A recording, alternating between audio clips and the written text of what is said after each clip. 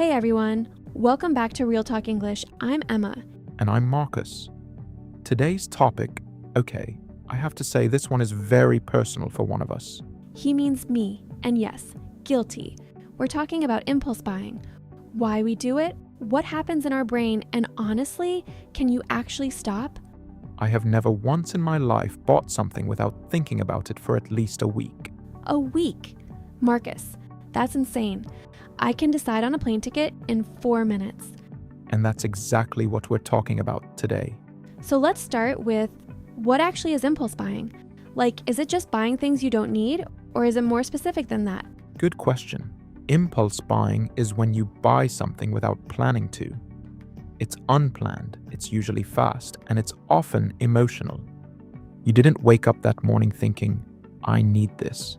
But then, boom, you see it and you buy it. Okay, yes, that's literally me at airports. I go in for a bottle of water and come out with a face cream, 2 books, and a scarf. There's actually research on this. Studies show that about 40% of all purchases are unplanned.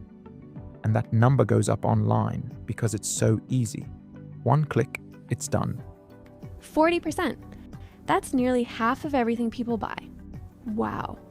And I feel like it's gotten worse with social media, right? Like you see something on Instagram and suddenly you need it. Absolutely.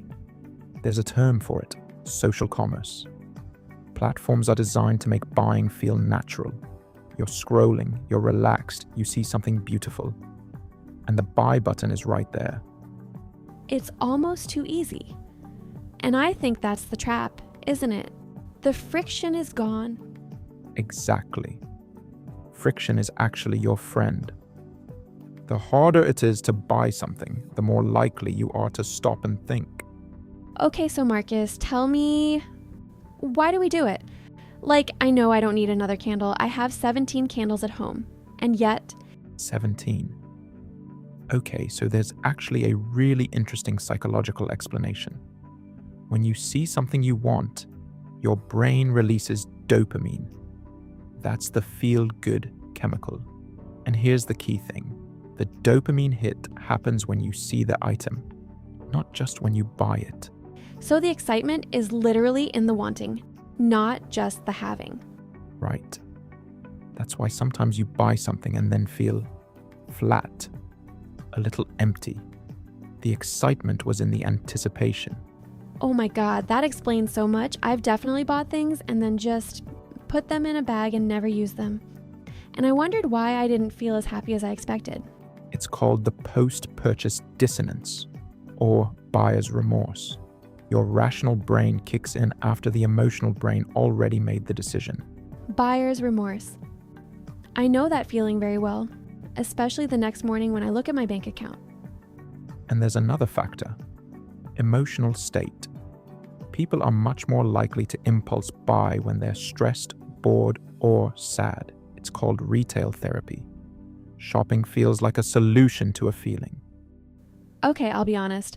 I've definitely bought shoes after a hard week. It felt like a reward, like I deserved it. And that's not always wrong. The problem is when it becomes a habit, when shopping is your default response to any negative emotion. That's actually a really important point. There's a difference between treating yourself occasionally and using shopping to avoid dealing with how you feel. Okay, Marcus, I want to hear your most un-Marcus moment. Have you ever bought something impulsively, even once? Okay. Once. I was at a tech conference and there was a gadget, a smart notebook. It converts handwriting to digital notes. I thought, I need this. I bought it on the spot. And? I used it twice. It's in a drawer. That's even the most careful person. See, it happens to everyone. My worst impulse buy was a weekend trip. Saw a deal on Friday night, 60% off flights to Lisbon. Booked it, left on Sunday. Was it worth it? Honestly, one of the best weekends of my life. So I'm not totally against impulse decisions. Sometimes spontaneity is good. That's a fair point. There's a difference between impulse buying a physical thing you don't need and a spontaneous experience. Research actually shows that experiences make us happier than objects, long term. So maybe the rule is think twice about things, but be a little more relaxed about experiences? I could live with that. That feels balanced.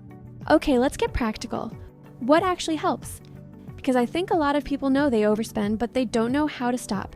Tip number 1, the 24-hour rule. If you want to buy something that isn't on your list, wait 24 hours. If you still want it the next day, maybe you really need it.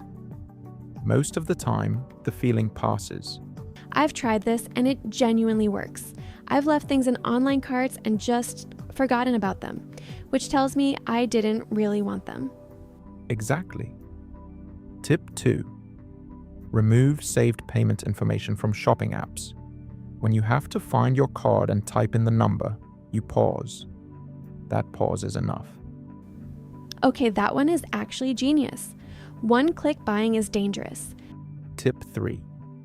Unfollow accounts that make you want to buy things. If every time you see a certain influencer you end up on a shopping website, unfollow. Protect your attention. This one is hard because I love following stylish people, but I notice I compare myself more and then I feel like my wardrobe isn't good enough. That's called keeping up with the Joneses. It's the tendency to buy things because others have them, not because you actually want them. Tip 4, and in this one is mine, give yourself a fun budget. A specific amount each month that you can spend on whatever you want, no guilt. When it's gone, it's gone. This is actually a really healthy approach. It removes the shame from spending, but keeps you in control. You're not depriving yourself. You're just being intentional.